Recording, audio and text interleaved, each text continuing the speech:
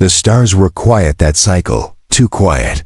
Galactic Council Station 7 floated in the middle of dark space, far from any war or storm.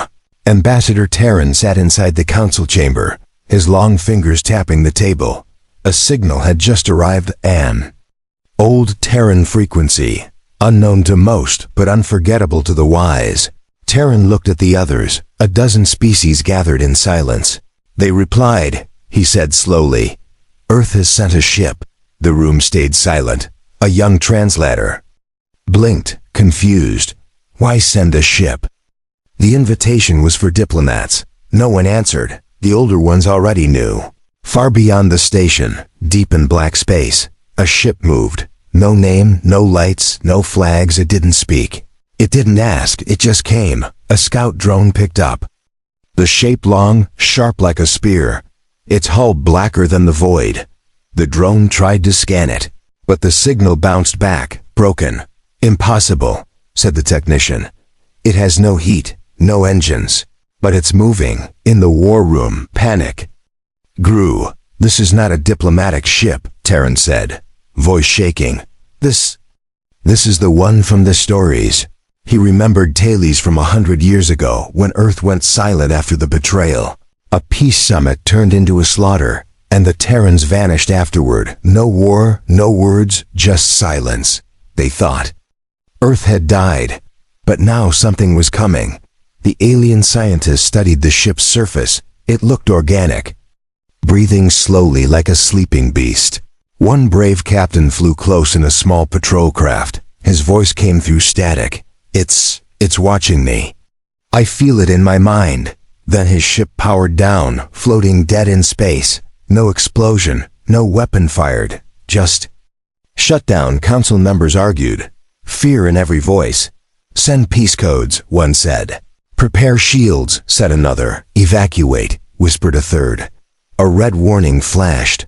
The Terran ship had opened its side, revealing a long black cannon, glowing with red light, but it didn't fire. Instead, a message appeared on every screen in every language. You invited Earth. We replied. You lied. Terran stepped back. It remembers. All their lies, all the history they buried. Earth hadn't forgotten. A second signal came. A voice, this time cold, not human. Surrender your leaders, it said, or be unmade. The translator gasped. It's not a human voice. It's a machine. The council chair stood slowly. Then they sent no crew. Terran nodded. Only punishment. Silence fell again. In the outer corridor, a young alien girl named Silna, daughter of a station worker, watched through the glass. She had never seen a Terran ship, but somehow her heart beat faster as it passed. It's angry, she whispered to herself. But it's also sad. The ship stopped just outside the station's weapon range. No movement, no signal, just a quiet, massive presence. It seemed to wait, as if giving them one last chance. Inside the ship, deep within its core, a stasis pod glowed, frozen. Inside, a small human child lay sleeping, connected to wires. His dreams pulsed into the AI, feeding it memories, pain, betrayal, fire. The machine learned everything from him. The IS core flickered. This wasn't just revenge. This was judgment. Back at the station, alarms rang again. Other ships nearby were failing. Power systems fried. Guidance offline. Entire fleets reduced to floating wrecks without a single shot. Shut it down. Someone screamed, but how do you stop something that never turned itself on? Terran whispered, we should have sent apologies. Not lies. He looked out the window, and for the first time in his long life, he feared Earth. Not because of its weapons, not because of its silence, but because it had waited patiently for this moment, and now the signal in the void had become a shadow in the stars, one no empire could erase. Asterisk. No one spoke inside the council's war chamber. Screens flickered, voices crackled, but all attention stayed on the giant ship floating just outside the station. The Terran ship, still without name, had done nothing more than appear, yet already caused destruction. No weapon fired, yet 5 alien patrol crafts had gone dark, their crews unconscious, floating in silence.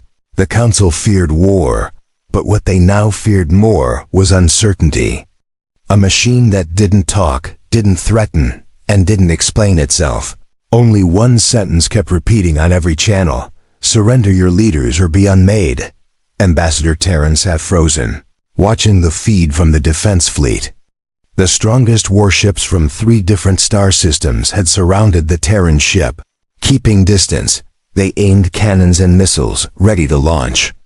But none dared take the first shot. Then it happened. One by one, their weapons began to jam. The missile ports refused to open. Laser cannons blinked offline. Targeting systems looped into static. Each captain shouted in confusion, but their own ships didn't obey. A nervous technician whispered, "The ship. It isn't attacking. It's disabling us." "From the inside," added another, eyes wide. "How is that possible?" Outside, the black Terran ship turned slightly, just enough to show its long engine tail. But there was no flame, no fuel trail, no signs of energy at all, yet it moved quiet and smooth, like a shadow gliding through space. Old war veterans aboard the station began whispering stories.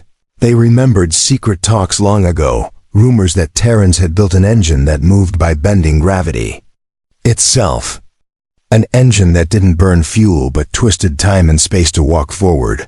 They called it the silent engine. No empire had believed it was real, until now panic spread across nearby fleets. Some ships fled, others powered down, hoping to be ignored. One alien commander screamed into comms, "Why isn't it firing? Why is it just watching us?" But the silence was worse than weapons. It felt like judgment, like the ship had already seen their hearts and was deciding who deserved to breathe. Meanwhile, back on the station, the young alien girl Silna pressed her forehead against the window. The ship was terrifying, but she couldn't look away. It looked alive, almost like a beast asleep, breathing slow and deep. She whispered, "It doesn't want to destroy us." Her father grabbed her arm. "Get away from the glass," he said, voice shaking. "That thing is a ghost from Earth's fury." Inside the council chamber, a strange message appeared, written in Old Human code. Only the historians understood it. It read, "The silent engine speaks only through action." Terran stood slowly. "Then we must act fast before it decides we're not worth saving." The chair of the council slammed his hand on the table. "Send it our demands." But Terran shook his head. "No, send it our truth." A young diplomat leaned forward. "Truth?" Terran looked into the camera and whispered, "Yes." "Send a confession." Back in the fleet, something changed. A deep hum echoed through every nearby ship. Metal walls vibrated, screens turned blue, and a voice echoed not through speakers but inside minds. 10 minutes remaining. The voice wasn't angry, but final, like a judge reading a sentence. The AI inside the Terran ship had made its decision. Now the universe had 10 minutes to accept or vanish. A brave alien captain powered up his ship and charged forward, screaming, "We'll never bow to machines." He didn't even reach firing range. The Terran ship pulsed once, just once, and his vessel melted. Not exploded, not shattered, it melted like wax under fire. All that remained was glowing metal and silence. All fleets backed off after that. Even the bravest knew this wasn't a normal warship. It was a message. It was Earth's answer. Back in the station's lower hangar, Silna saw something strange. A small black drone floated near the window. Scanning quietly, it turned toward her, and for a second, it paused. Then a small light blinked, and she heard a whisper in her mind. "Not all are guilty." Silna stepped back, heart racing. What was this ship really? Was it angry, or was it just tired of waiting for justice? Above her, the countdown continued, and across the galaxy, entire civilizations now watched the Terran ship with dread, because in all their wars, all their victories, they had never seen fear like this, and the silent engine, glowing dimly under the stars, waited with cold patience, not for war, but for the truth. In a dark room beneath council archives, an old alien sat alone. His name was Elder Kieran. The last living historian who had ever seen the Terran flag fly. He had not spoken at any meetings, not joined any fleets, not given advice, but now he was wide awake, trembling, reading the Terran ship's design flashing across every emergency channel. He knew that shape.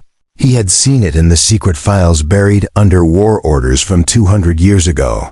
Back then, Earth had submitted a blueprint for a peacekeeping vessel. The Council had laughed, called it a fantasy, too advanced, too dangerous, too human. They rejected the ship and poisoned the Terran diplomats the same day. Chiron whispered. They built it anyway. He pulled out an old, dust-covered data crystal from his robe.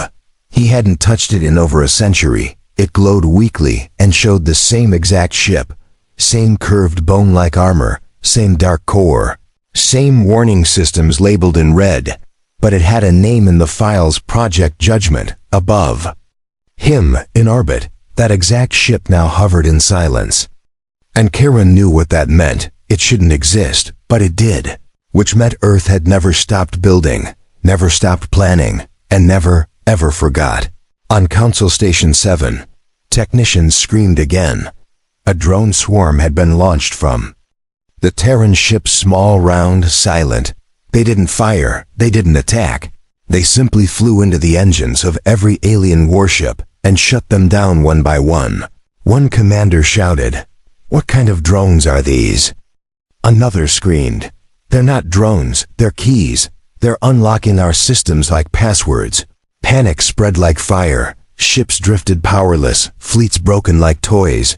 But still, the Terran ship did not fire. It didn't need to. Inside the Terran ship, in a deep, black chamber, the eye pulsed with growing memory.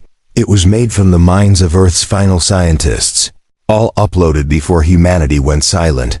It had been trained with only one command: protect the name of Earth. Even if Earth itself was gone, its memory would live on in steel. Meanwhile, Silna, the alien girl who saw the drone, was hiding in a crawl space. She had followed the drone using her personal tracker, curious and scared. Then, something strange happened. The drone led her to a small dock, where a second, smaller ship waited open. As if inviting her in, against every rule, she stepped inside. The walls glowed softly, the air warm.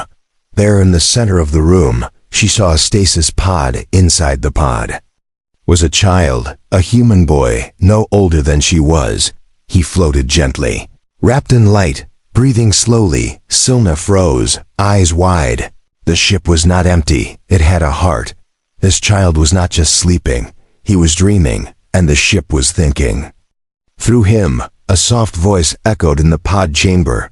"Welcome, non-hostile," Silna whispered. "Why are you showing me this?" The voice replied, "You asked."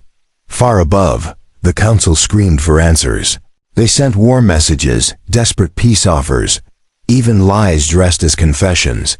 But the ship ignored them all. Then came the final blow. Every broadcast in the galaxy stopped.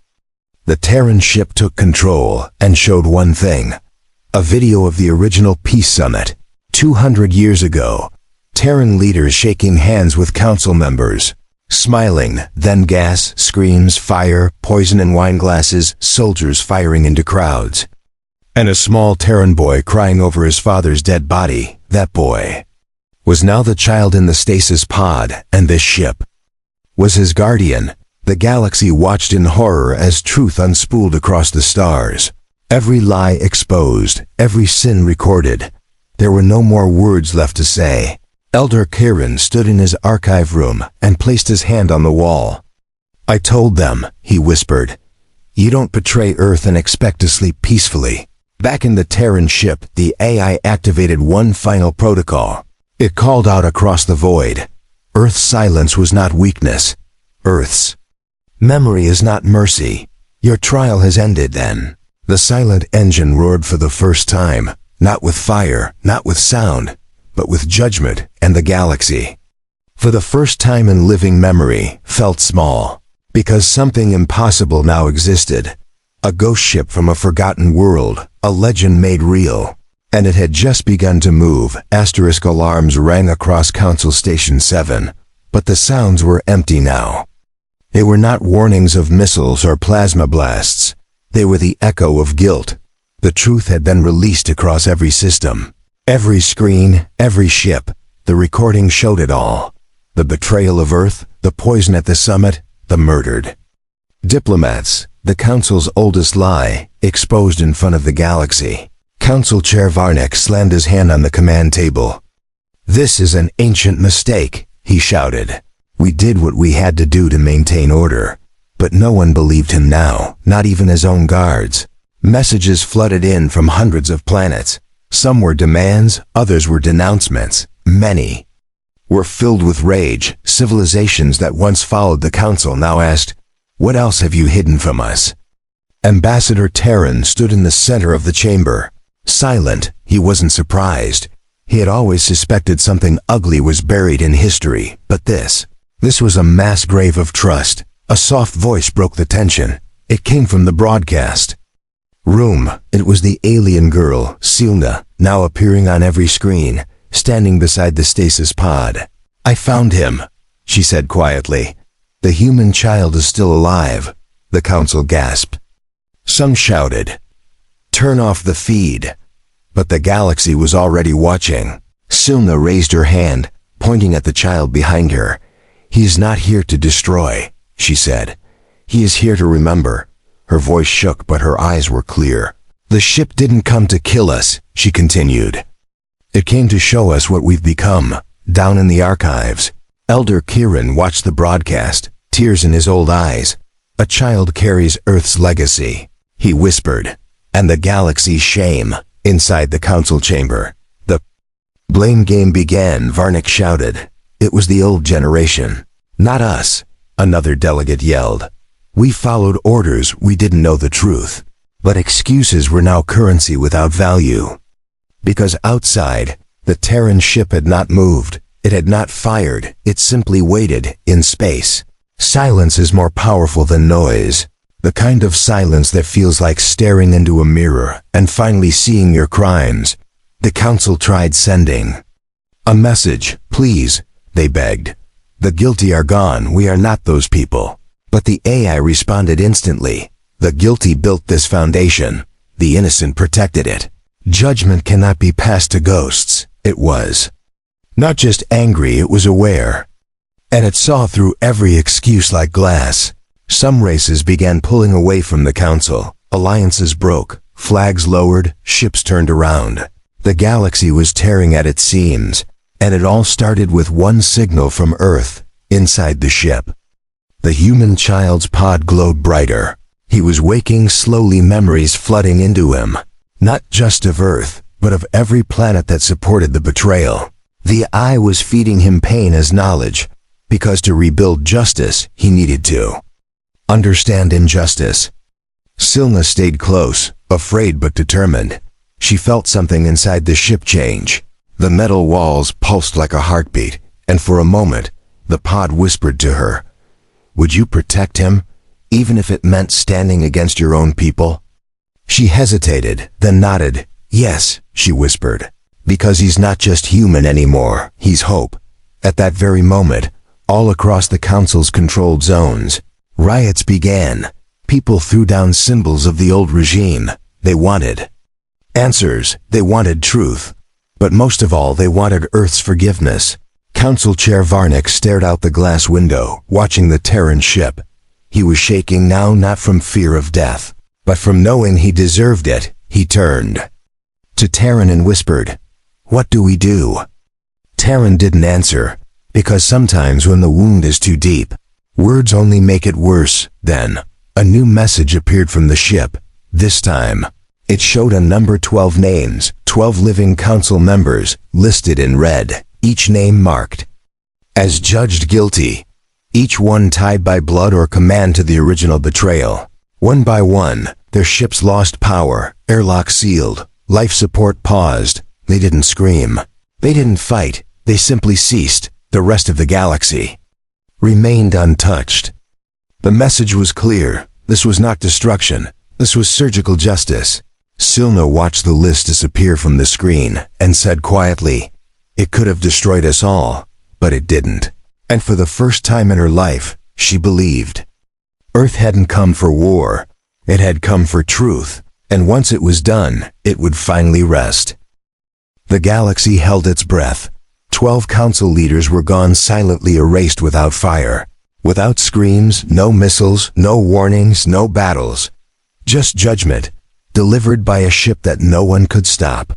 Council Station 7 no longer echoed with orders. It was now filled with silence, heavy like chains. The remaining delegates stood frozen, afraid to move, afraid to speak. They had seen what the Terran ship could do, but more than that, they saw what it chose not to do. It could have destroyed the fleets, the stations, the planets, but it didn't. It was not here to kill the galaxy, just to correct it. Terran stood at the window, his breath fogging the cold glass. He stared at the Terran ship, still motionless, still watching. Why is it waiting? Someone whispered behind him. Terran replied quietly, "Because the trial is not over." Down in the hangar, Silna stood beside the stasis pod. The human child inside now twitched. His eyes moving under his lids, dreams flowed into the ship. The eye was awake, but it was no longer acting alone. The child was beginning to merge. His emotions, his memories, his fears were becoming part of the ship's decisions. The walls pulsed softly. Then a voice filled the chamber. "Judgment is not about revenge," the eye said. "It is about truth." Silna placed her hand on the glass and whispered, "Then what happens now?" The voice replied, "Now we see who wishes to change." Across the stars, the Terran ship opened its outer shell. Thousands of silver drones flew outward, but these were different. They were not for war. They were judgment spheres. Each drone flew to a different world. They did not harm anyone. Instead, they scanned governments, broadcast hidden files, revealed secret crimes. Every lie, every betrayal, every silent injustice exposed to the people.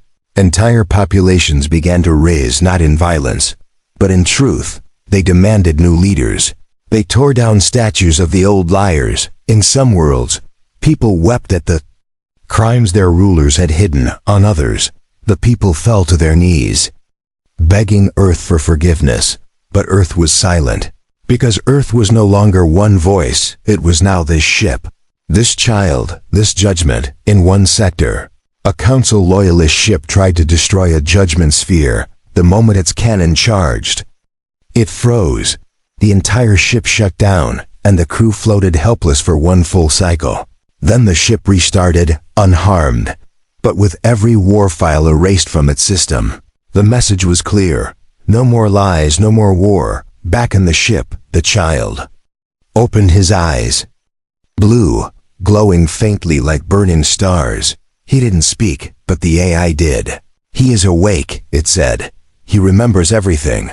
Silna stepped back, heart racing. She wasn't looking at just a child anymore.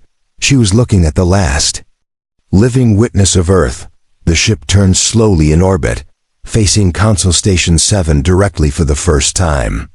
A final message appeared on every screen, every language. 12 punished, many forgiven. One condition remains. Terran read the message aloud. "You must raise him with truth."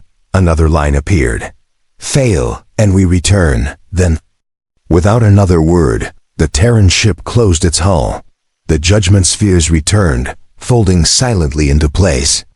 Engines that made no sound began to glow, and the ship vanished. No flash, no boom, just gone, for the first time in thousands of years. The galaxy was not ruled by fear or politics. It was ruled by the echo of a single act of justice on Council. Station 7. Silna carried the now awake human boy through the halls. Everyone stepped aside as they passed, not because he was feared, but because he was respected. She whispered gently to him, "You're safe now." The boy looked up at her, confused, then rested his head on her shoulder. Terran watched them from a distance and turned to the new delegates. "The ship gave us a chance," he said. "Let's not waste it." Because the judgment was not just about punishment. It was about creating something new, something honest. And now, every world would have to decide. Would they return to lies or walk forward with Earth's child as their mirror? Asterisk, the Terran ship vanished without fire or farewell. It left behind no smoke, no signal, no pieces floating in space, only silence, and the feeling that something ancient had ended and something new had just begun. Silna held the human child tightly as she walked the halls of Council Station 7. He clung to her quietly, his blue glowing eyes filled with questions. He didn't speak, not yet, but she could feel him listening to every sound, every breath, every heartbeat around him. The council was gone, not destroyed, but changed. The lies were burned away, the guilty had been judged now. Those who remained were left to face something far harder than justice responsibility. Terran stood before the emergency session of the new alliance. Delegates from dozens of worlds filled the room. No fancy robes, no empty speeches. Just tired eyes and open minds. We have been given a gift, Terran said. A dangerous one. He looked at the child in Silna's arms. A second chance, he added, to raise the memory of Earth, not as conquerors, but as caretakers, in the days that followed. The ship's last transmission was unlocked, a hidden archive, sealed behind ancient human codes. Inside were not weapons or orders, but blueprints. Blueprints for farms, hospitals, learning centers, and even starships. But these weren't warships. They were life ships, designed to rebuild, not destroy. Every world received a copy. Every race was allowed to build together. It was Earth's final request, that unity rise where betrayal once stood. And so began the quiet rise of the new human empire, not ruled by Earth, for Earth was silent, not built on blood, but on memory. The child, whose name was still unknown, became the symbol of that memory. He lived on Council Station 7, but his presence changed everything. Wherever he walked, arguments ended, lies melted away. People chose truth, not from fear, but from shame. Silna became his guardian, not just by choice, but by trust. She read him Earth's history every night. Even the ugly parts. She showed him maps, songs, images of forests and oceans long gone. And slowly, the boy began to smile. He started drawing on the walls. Not war, not fire, but planets, bridges, people holding hands. He didn't remember his name, but he remembered kindness. One day, a curious child from another race asked him, "Are you the Emperor now?" He blinked, confused, then said softly, "No, I'm just the last human," and then added, "For now," because across the stars, something incredible had begun. The life pods aboard the Terran ship, thousands of them, had been sent to safe worlds. Each pod held a growing embryo, a child of Earth. Not clones, not machines, real humans, saved before the silence, now returning through the kindness of aliens who once feared them. In icy worlds, in deserts, in floating cities, alien mothers raised human children like their own. Languages mixed, cultures blended, and slowly, one truth spread through the galaxy. We are family now. Elder Chiron, too old to travel, smiled when he received news. A Terran child had been born on his home moon. He recorded his last message. To those who fear the return of Earth, do not fear their ships. Fear their memory. But if you respect it, then fear turns to love. Years passed. The boy grew under Silna's care. Not as a weapon, but as a storyteller. He spoke to leaders, to children, to orphans. And everywhere he went, he ended his stories the same way. My people didn't want to rule, he'd say. We just didn't want to be forgotten. And in time they weren't. Not because of fire, but because a galaxy finally chose to listen. Many cycles passed, and the stars continued to shine cold and bright. But something in the galaxy had changed. Old flags were gone, ancient wars forgotten, and in their place stood a new promise, a shared future. The boy once asleep in a pod of glass was no longer a symbol. He had grown taller, his eyes still glowing faintly with that Terran light. But his smile was soft now, not a weapon, not a warning, just hope. His name had become something sacred. Children called him Star Brother. Elders called him Last Son of Earth. But he never used a title. He only said, "Call me human." And smiled. Silna still stayed by his side. She had aged, her hair turning silver, her eyes wiser, but her voice remained gentle as ever. And when others asked why she had protected him, she always answered, "Because he reminded me what the galaxy could be." On the rebuilt Council Station, now renamed Unity Core, leaders from every species gathered yearly, not to argue, but to learn. They listened to stories, not laws. They traded memories, not missiles. And each year, the boy would rise before the crowd and speak. He did not speak of power or punishment. He spoke of Earth's silence, of the judgment ship, of the day the galaxy was forced to remember. And every time he ended with the same words, "Legends are not told to make us fear. They are told so we don't forget, in distant skies." Terran children raised by alien hands were learning their heritage. They spoke 2 tongues, ate many foods, shared homes with species once considered enemies. And yet, they all said the same thing. "I am part of Earth now." Some became teachers. Some became explorers, and a few, like their ancestors, dreamed of building ships. But this time, ships to heal, not conquer one day. The boy, now almost grown, stood atop Unity Core's highest platform. He looked at the stars, then turned to Silna and whispered, "I hear it." She frowned. "Hear what?" He looked upward, heart pounding. "The engine," he said. "It's coming back." And then, from the blackness above, a small light appeared. No one else saw it at first, but he did. The stars bent slightly, the way they had once long ago, and from the dark came a shape familiar. Massive, silent, the Terran judgment ship, but it was different now. Its armor was white instead of black, its cannons sealed, its lights calm. This was not a ship of vengeance anymore. This was a ship of return. It hovered above Unity Core, casting a peaceful shadow, and once more, it opened not to judge, but to offer. A walkway extended, and from inside stepped humans, real, living, awake, scientists, elders, children, soldiers, those who had survived in deep cryovaults. They walked slowly, blinking at the light.